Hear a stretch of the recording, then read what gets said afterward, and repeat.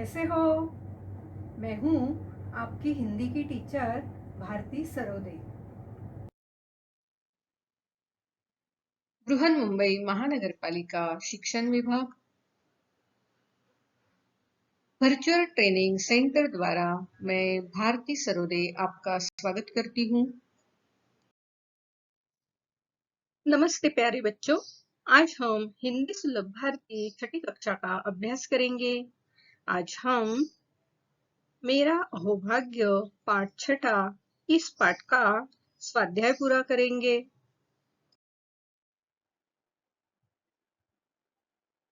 पाठ की शुरुआत में नाम तुम्हारे इस शीर्षक के अंतर्गत चित्र देखकर उचित सर्वनाम गोल में लिखो। सर्वनाम है तू, मैं, वह, यह, क्या, जैसा वैसा, अपने आप।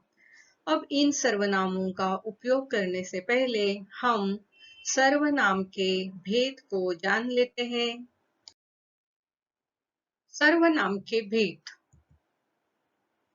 पहला, पुरुषवाचक सर्वनाम जैसे मैं, हम, वक्ता द्वारा खुद के लिए, तुम और आप सुनने वालों के लिए, और यह, वह, ये, वे किसी और के बारे में बात करने के लिए आदि। इनके उदाहरण देखते हैं। मैं घर जाना चाहती हूँ। हम दो, हमारे दो, तुम बहुत अच्छे हो।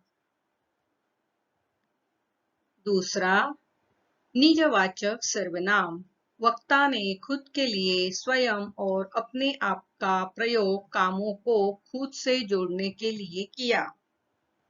उदाहरण, मैं अपने कपड़े स्वयं धो लूंगा। मैं वहां अपने आप चला जाऊंगा। तीसरा प्रकार है निश्चयवाचक सर्वनाम। यह, वह, ये, वे आदि का इस्तेमाल वस्तु, व्यक्ति आदि की निश्चितता का बोध कराने के लिए किया गया है, अतः ये निश्चयवाचक सर्वनाम कहलाएंगे। इनके भी हम उदाहरण देखते हैं। यह कार मेरी है। वह गमला है। ये पुस्तकें मेरी है। वे मिठाइयाँ है। चौथा प्रकार अनिश्चयवाचक सर्वनाम। कुछ, कोई हमें वस्तु या व्यक्ति की निश्चितता का बोध नहीं हो रहा है, अतः कुछ, कोई आदि शब्द अनिश्चयवाचक सर्वनाम के श्रेणी में आते हैं। उसके उदाहरण देखो। मुझे कुछ खाना है। कुछ खाना है, निश्चित क्या खाना है पता नहीं है। कोई आ रहा है। कोई आ रहा है, कौन है इसके बारे में निश्चित कोई जानकारी नहीं है।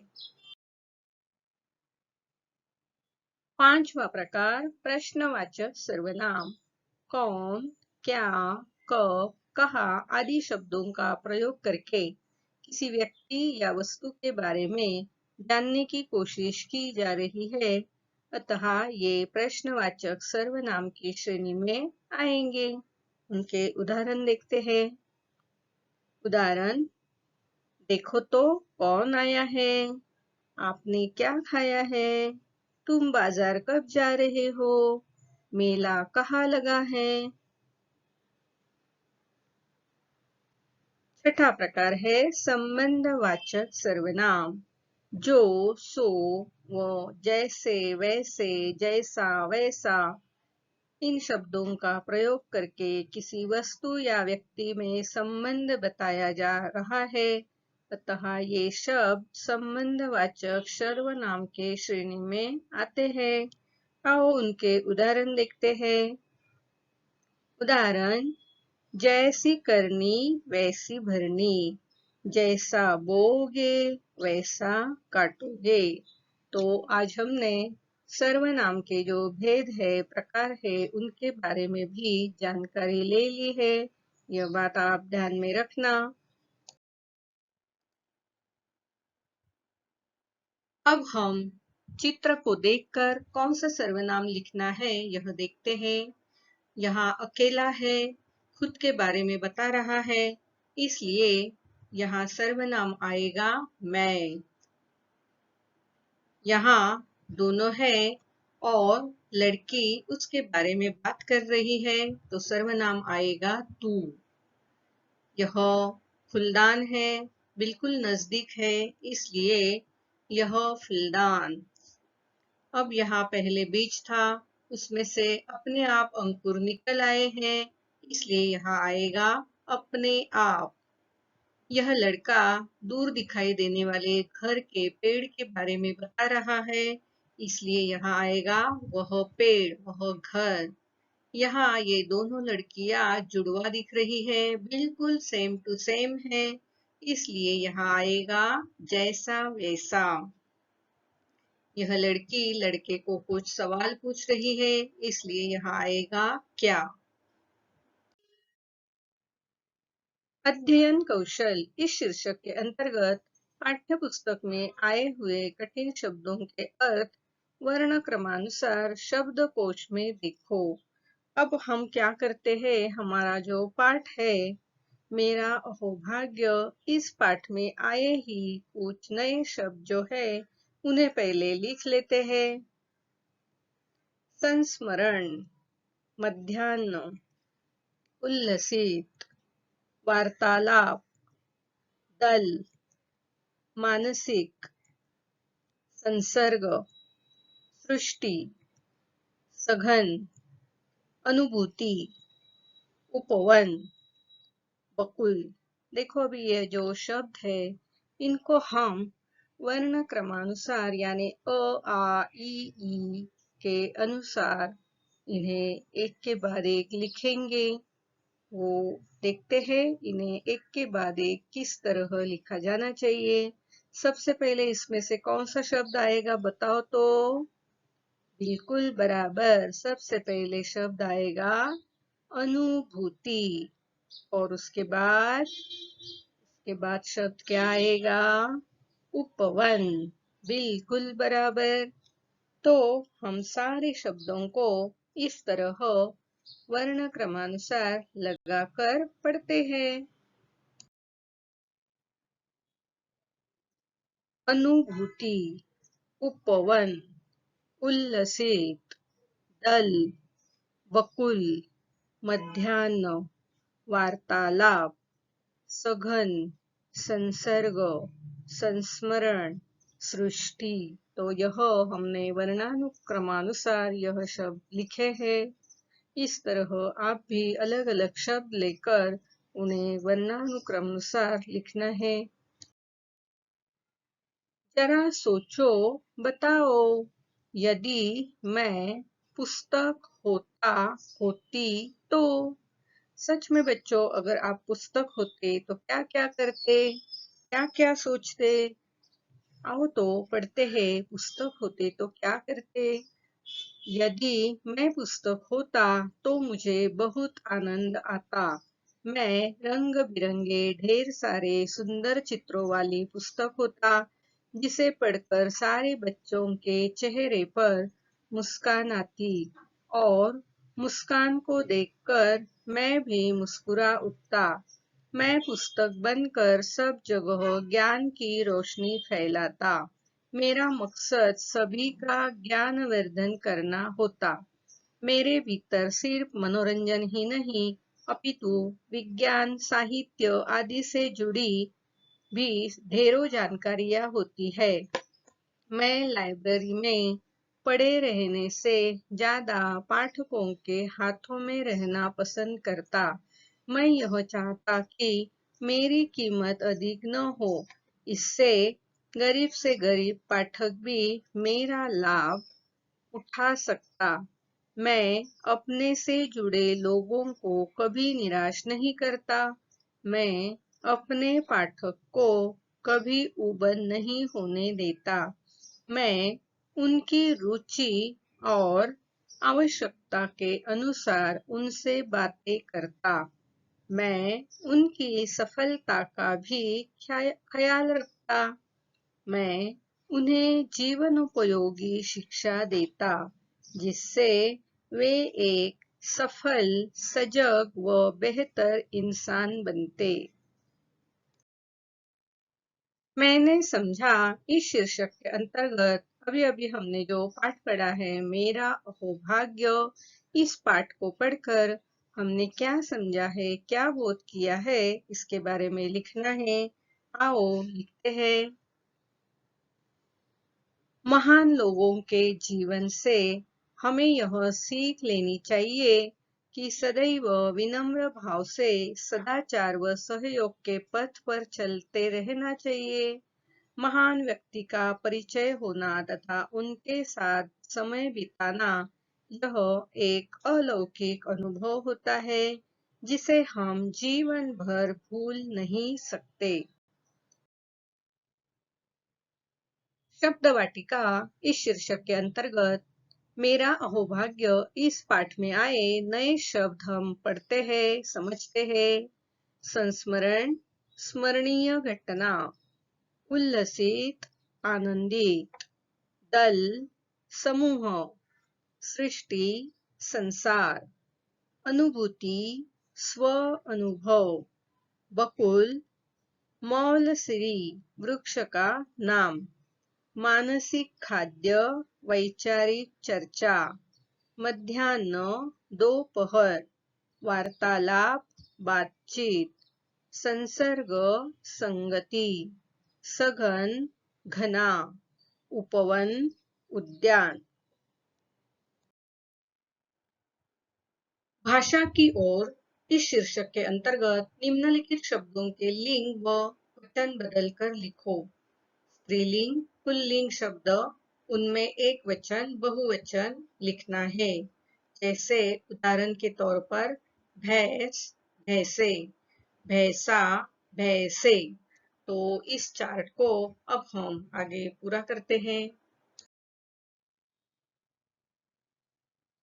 स्त्रीलिंग शब्द और पुल्लिंग शब्द, उसमें स्त्रीलिंग शब्द का एक वचन, बहुवचन, पुल्लिंग शब्द का एक वचन, बहुवचन।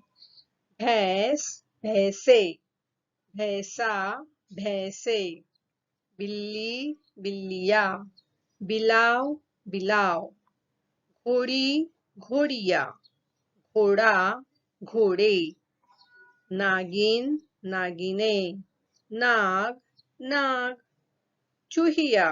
देखो यहाँ चंद्र बिंदी नहीं लगाई है, यह एक वचन है चूहिया, अनेक वचन चूहिया, चूहा, चूहे। तो इस तरह हमने इन शब्दों के स्त्रीलिंग के एक वचन, बहुवचन, पुल्लिंग शब्द के एक वचन, बहुवचन लिखे हैं। आप भी इसी तरह के शब्द को चुनो और उनके इस तरह एक वचन, बहुवचन लिखो। बताओ तो सही इस शीर्षक के अंतर्गत अपने मनपसंद व्यक्ति का साक्षात्कार लेने हेतु कोई 5 प्रश्न बनाकर बताओ। साक्षात्कार यानी मुलाकात लेना, इंटरव्यू करना। तो अब हम इस तरह एक व्यक्ति का साक्षात्कार करने के लिए प्रश्न तैयार करते हैं। उदाहरणार्थ, आपके पसंदीदा व्यक्ति विराट कोहली है, क्रिकेटर है विराट कोहली। तो उनको हम क्या प्रश्न पूछेंगे? पहला प्रश्न, आपका जन्म कब और कहाँ हुआ था? दूसरा प्रश्न, आपने क्रिकेट को ही क्यों चुना? तीसरा प्रश्न, आपके आदर्श कौन है? चौथा प्रश्न, आपको आपकी कौन सी पारी सबसे अधिक प्रिय है? पांचवा प्रश्न, अपने युवा प्रशंसकों को आप क्या संदेश देना चाहेंगे? तो इस तरह जिस व्यक्ति को हमने चुना है, तो उसका क्षेत्र ध्यान में रखकर प्रश्न तैयार करने हैं। वाचन जगत से इस शीर्षक के अंतर्गत संत तुकाराम के अभंग पढ़ो और गाओ, यह हमें कहा गया है। आपको पता है संत तुकाराम कौन थे? ये है संत तुकाराम, जो हमेशा पंढरपुर में बसे विठ्ठल रुक्माई के गुणगान करते थे, उनकी भक्ति किया करते थे। तो उन्होंने जो भी अभंग रचे हैं वे सब इन्हीं के ऊपर आधारित है। उन्हें भगवान किस तरह दिखाई देते हैं, भगवान विठ्ठल किस तरह दिखाई देते हैं, उसका वर्णन किया हुआ एक सुंदर अभंग हम अब पढ़ते हैं और गाते हैं। सुंदर ते ध्यान हे तेवरी कर कटावरी ठेवूनिया सुंदर ते ध्यान तुळशी हार गळा कासे पीतांबर आवडे निरंतर तेची रूप सुंदर ते ध्यान मकर कुंडले तळपती श्रवणी कंठी कौस्तुभमणी विराजित सुंदर ते ध्यान तुका म्हणे माझे हेची सर्व सुख पाहिन श्रीमुख आवडीने सुंदर ते ध्यान उभे विटेवरी कर कटावरी ठेवूनिया सुंदर ते ध्यान। मेरी कलम से इस शीर्षक के अंतर्गत अपने परिवार से संबंधित कोई संस्मरण लिखो। अभी अभी हमने संस्मरण का अर्थ देखा है। संस्मरण यानी स्मरणीय घटना। तो यहाँ उदाहरण के तौर पर एक घटना मैं आपको बताती हूँ। आप भी आपके परिवार से संबंधी ऐसी कोई घटना है तो उसे अपने शब्दों में लिखना है। करीब 2 वर्ष पहले मैं अपने दादी के साथ बस से बाजार जा रहा था। बस में बहुत भीड़ थी। लोगों के खड़े होने तक की भी जगह बस में नहीं थी। तभी दादी को महसूस हुआ कि उनके बैग में किसी ने हाथ डाला है। दादी ने एक लड़के का हाथ पकड़ लिया।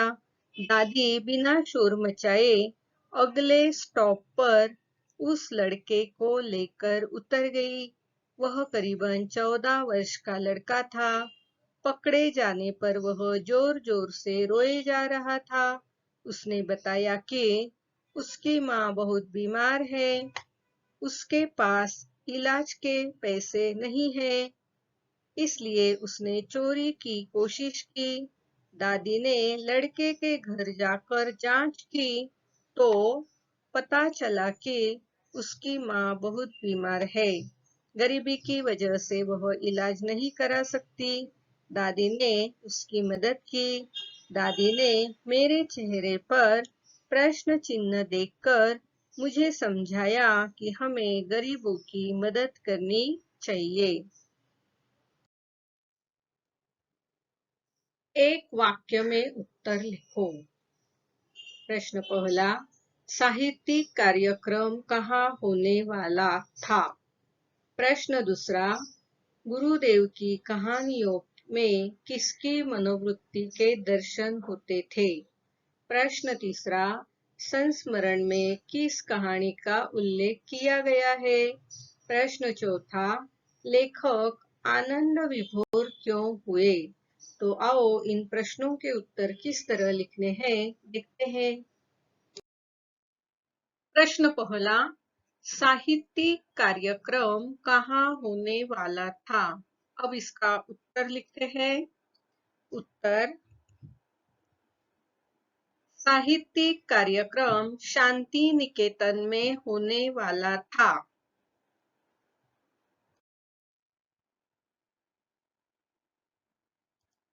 प्रश्न दूसरा, गुरुदेव की कहानियों में किसकी मनोवृत्ति के दर्शन होते थे? उत्तर, गुरुदेव की कहानियों में ग्रामीण जनता की मनोवृत्ति के दर्शन होते थे। प्रश्न तीसरा, संस्मरण में किस कहानी का उल्लेख किया गया है? उत्तर, संस्मरण में काबुलीवाला कहानी का उल्लेख किया गया है।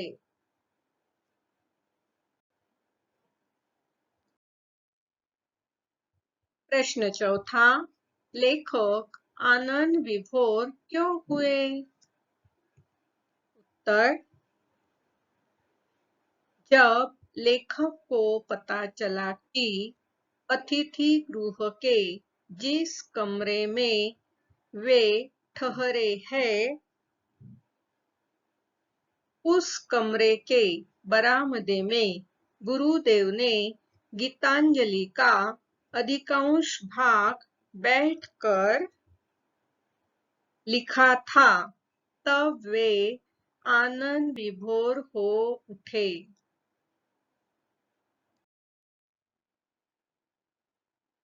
स्वयं अध्ययन इस शीर्षक के अंतर्गत महान विभूतियों की सूची बनाकर उनके कार्यों का उल्लेख करते हुए निबंध लिखो। अब देखो बच्चों, पहले हम कुछ महान विभूतियों की सूची बनाते हैं, फिर उनके बारे में निबंध लिखते हैं। ये देखो, ये है महान विभूतियों की सूची। उसमें पहले है महात्मा गांधी, दूसरे स्वामी विवेकानंद, तीसरे सुभाष चंद्र बोस, चौथे आचार्य विनोबा भावे, पांचवे रविंद्रनाथ टैगोर। अब हम इसके बारे में एक निबंध लिखते हैं। महान विभूतियां संसार में लोगों की सेवा करने के लिए ही जन्म लेती है। गांधी जी, विवेकानंद, सुभाष चंद्र बोस, विनोबा भावे, टैगोर जैसे अनेक लोगों ने अपने जीवन के अंतिम समय तक समाज सेवा का कार्य किया। इनके जीवन का मुख्य उद्देश्य देश में सुख शांति की स्थापना करना था। इन्होंने जीवन भर खुद कष्ट झेलकर दूसरों को सुख प्रदान किए। ऐसी महान विभूतियां सिर्फ अपने फायदे की बात नहीं सोचती, बल्कि ये सारे संसार को अपना परिवार मानती है। इन विभूतियों ने अपने कार्यों के द्वारा लोगों के दिलों में सदा सदा के लिए अपना स्थान बना लिया है। रविंद्रनाथ टैगोर ने अपने लेखन कार्य से भारतीय साहित्य में नई जान डाल दी। उनके लेखन कार्य की पूरे विश्व में सराहना होती है। अंग्रेजों ने रविंद्रनाथ टैगोर के उनके अमूल्य साहित्यिक योगदान व बेहतरीन रचना के लिए सर की उपाधि दी थी। रविंद्रनाथ टैगोर ने अपनी रचनाओं से हिंदुस्तान का नाम और गौरवान्वित किया है। रविंद्रनाथ टैगोर ने भारत के राष्ट्रगीत की रचना की। राष्ट्रगीत के रूप में उन्होंने जो भेंट देश को दी वह अद्वितीय है। सदैव ध्यान में रखो। क्या ध्यान में रखना है? उल्लेखनीय कार्य ही व्यक्ति को महान बनाते हैं। तो इसके बारे में हम 2-4 लाइनें लिखते हैं। संसार में प्रत्येक व्यक्ति की पहचान उसके किए गए कार्यों से ही होती है। भारतीय आदर्शों में कर्म को प्रधानता दी गई है। यदि कर्म अच्छे होंगे तो फल भी अच्छा मिलेगा। व्यक्ति अच्छे कर्मों से ही महान बनता है। इसलिए उल्लेखनीय कार्य ही व्यक्ति को महान बनाते हैं। आई बात समझ में बच्चों? विचार मंथन इस शीर्षक के अंतर्गत हे विश्वची माझे घर, यह जो सुवचन हमें दिया है इसका हमें विस्तार करना है। तो देखते हैं। विश्व यानी पूरी दुनिया, माझे घर इसका मतलब मेरा घर, तो पूरी दुनिया मेरा घर है। इसके आधार पर हमें विस्तार करना है। तो आओ इसके बारे में लिखते हैं। मराठी में लिखी इस उक्ति के लिए संस्कृत में एक उक्ति है, वसुधैव कुटुंबकम, अर्थात संपूर्ण विश्व ही मेरा घर है। बोली भाषा, जाति धर्म, रंग, संस्कृति, सरहद आदि के आधार पर हम भले ही अलग अलग हो, पर सबसे पहले हम इंसान हैं। विश्व के प्रत्येक व्यक्ति को एक दूसरे की आवश्यकता है। ऐसे में भेदभाव की दीवार को तोड़कर हम सभी को एक होना चाहिए।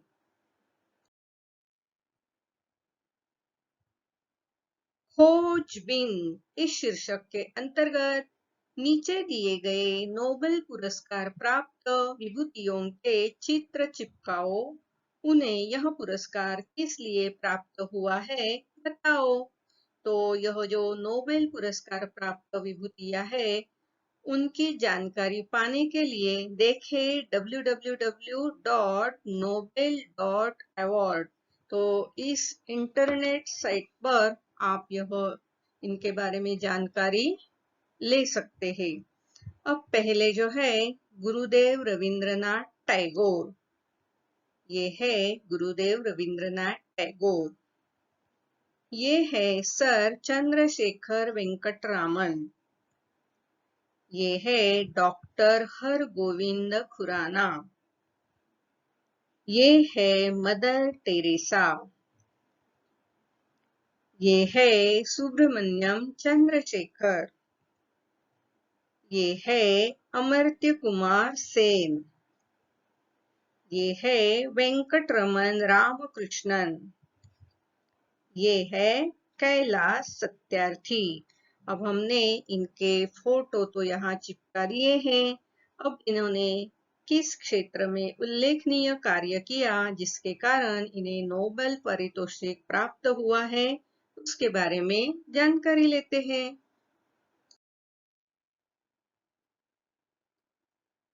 एक, गुरुदेव रविंद्रनाथ टैगोर गीतांजलि साहित्य पुरस्कार। 2, सर चंद्रशेखर वेंकटरामन भौतिकी। 3, डॉक्टर हरगोविंद खुराना चिकित्सा में अनुसंधान। 4, मदर टेरेसा समाज शांति पुरस्कार, समाज यानी समाज सेवा। 5, सुब्रमण्यम चंद्रशेखर भौतिक शास्त्र। अमर्त्य कुमार सेन अर्थशास्त्र। वेंकटरामन रामकृष्णन रसायन शास्त्र। कैलाश सत्यार्थी बेटी बचाओ आंदोलन शांति पुरस्कार। प्यारे बच्चों, आज हमने मेरा अहोभाग्य इस पाठ के अंतर्गत और अंत में आए स्वाध्याय को पूरा किया है। लेकिन थोड़ा सा अलग स्वाध्याय मैं आपको घर पर पूरा करने के लिए दे रही हूँ। इसे अपनी कॉपी में पूरा करना। स्वाध्याय प्रश्न पहला, एक वाक्य में उत्तर लिखो। पहला प्रश्न, शांति निकेतन अतिथि भवन कहाँ बनाया गया था? दूसरा, डॉक्टर ने मिलने के लिए कितना समय दिया था? तीसरा, गुरुदेव की किस कहानी का सारे भारतीय भाषाओं में अनुवाद किया गया था? चौथा, गुरुदेव किस भाषा में लिखा करते थे? पांचवा, गुरुदेव की किस किताब को नोबेल पारितोषिक मिला था? प्यारे बच्चों, आज हमने छठा पाठ मेरा सौभाग्य इस पाठ के अंतर्गत और अंत में दिए स्वाध्याय को पूरा किया है। अब हम अगले वीडियो में नए पाठ के साथ मिलते हैं। आज आपने यह वीडियो कंप्यूटर, लैपटॉप या मोबाइल पर देखा होगा।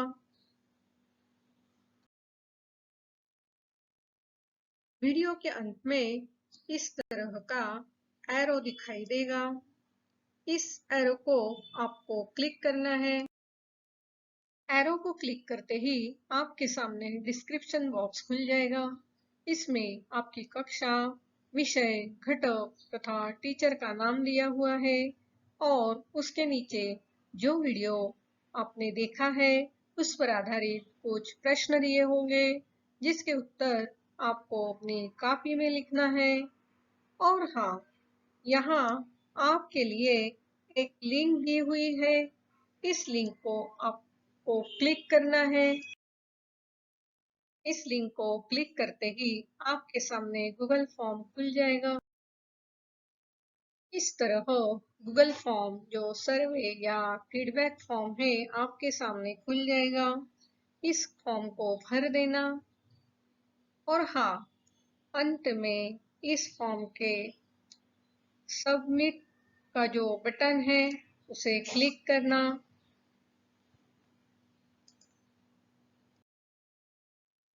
इस लिंक को क्लिक करके गूगल फॉर्म जरूर भरना। और हाँ, अगली बार वीडियो देखने के लिए छठी कक्षा का ये थंबनेल जरूर याद रखना। मेरा ये वीडियो आपको जरूर पसंद आया होगा, तो इस वीडियो को लाइक कीजिए, शेयर कीजिए, सब्सक्राइब कीजिए। मेरा ये वीडियो ध्यान से देखने के लिए आप सभी को बहुत बहुत धन्यवाद।